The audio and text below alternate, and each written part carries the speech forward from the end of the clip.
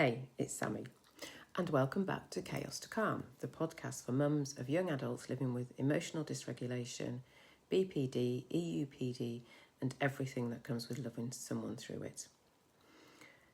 Come and sit down for a bit, wherever you are, in the car, doing the washing up, hiding in the loo for 5 minutes. We have all done it. I'm really glad you're here. I want to talk about something today that I don't think anyone warns us about.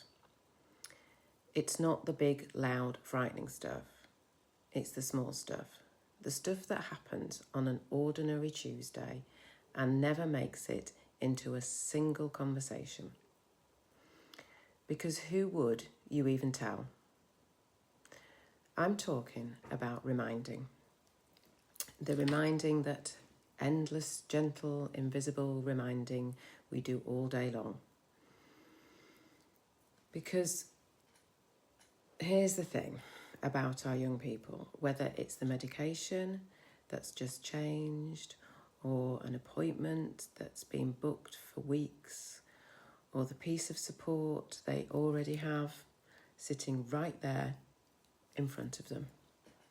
Sometimes they just can't hold on to it. It slips. Not because they don't care, not because they're lazy or difficult, but because their brain is already carrying so much. The anxiety, the pain, the racing thoughts, the sheer effort of getting through the day. That's the ordinary details falling straight through the gaps. And so we become the memory. We become the second brain. We hold all the threads so that nothing important gets dropped. And nobody sees us do it. So the tightrope that we walk is here where it gets complicated. And here's what I really wanted to talk to you about.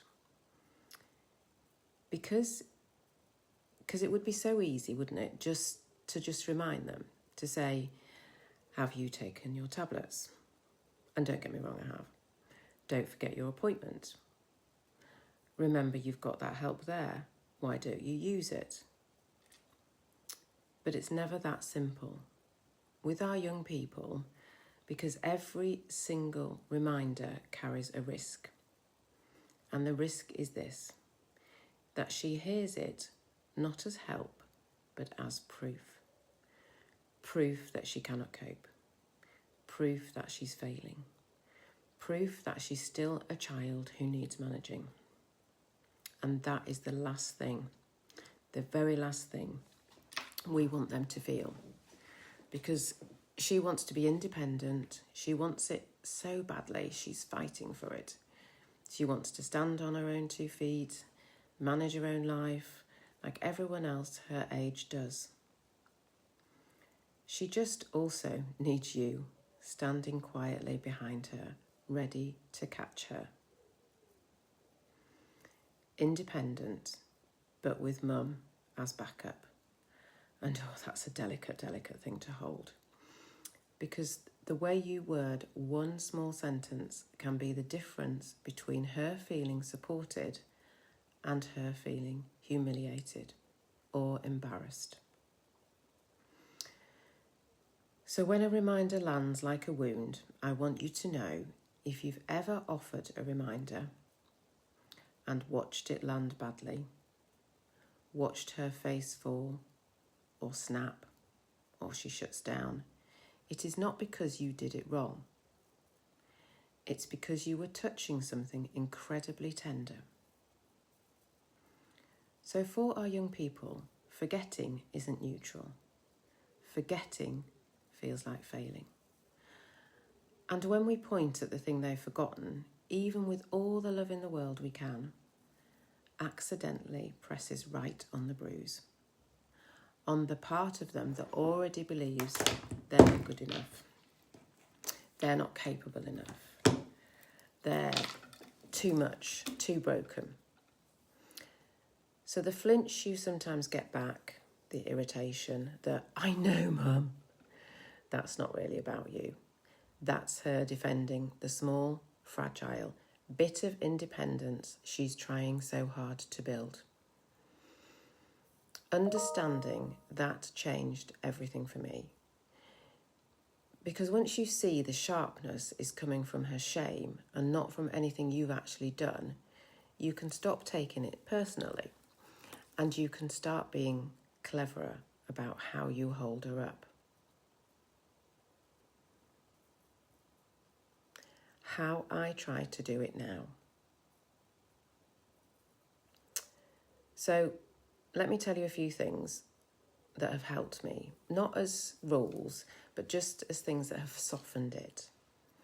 The first one is I try to remind her of the thing, not of her.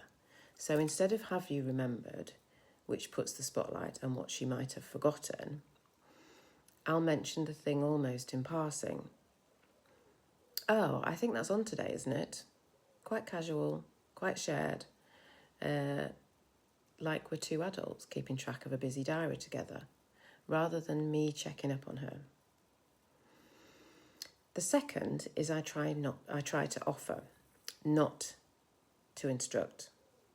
E.g., do you want me to be your reminder for that one? Gives her the choice. It makes me a tool she gets to use rather than a parent doing something to her. And there's a world of difference between let me manage this for you and I'm here if you want some backup. And the third thing is that I let her keep her dignity even when I'm the one holding the information, because the goal was never for me to be right. The goal was never, see, I remembered and you didn't. The goal is just that the important thing gets done and she still feels like a capable adult at the end of it. If both of those happen, I have won. Nobody needs to know I was her safety net.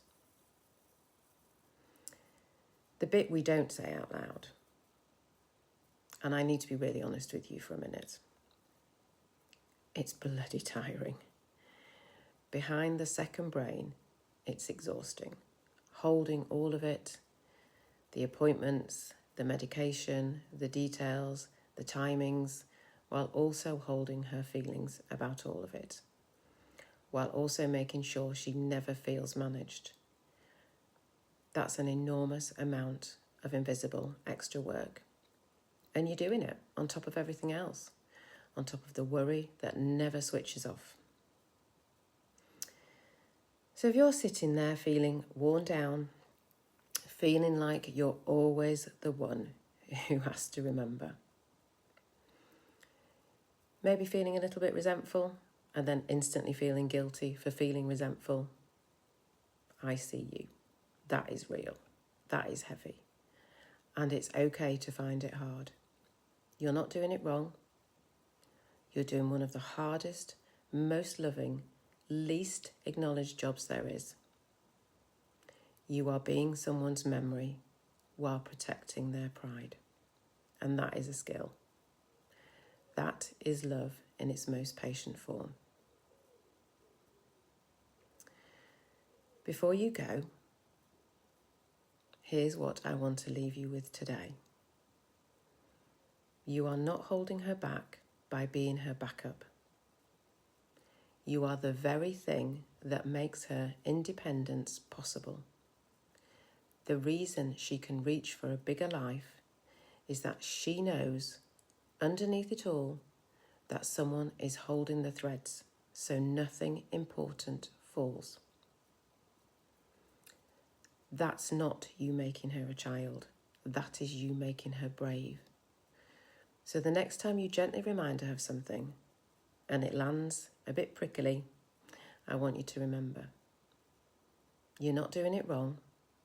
You're doing the quiet, invisible, beautiful work of loving someone into standing on their own 2 feet.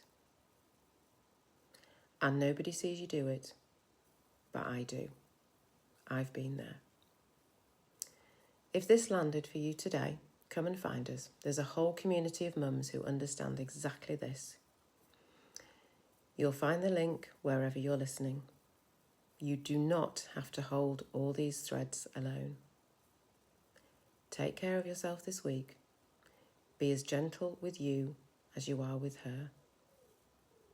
You're calm in the chaos, Sami.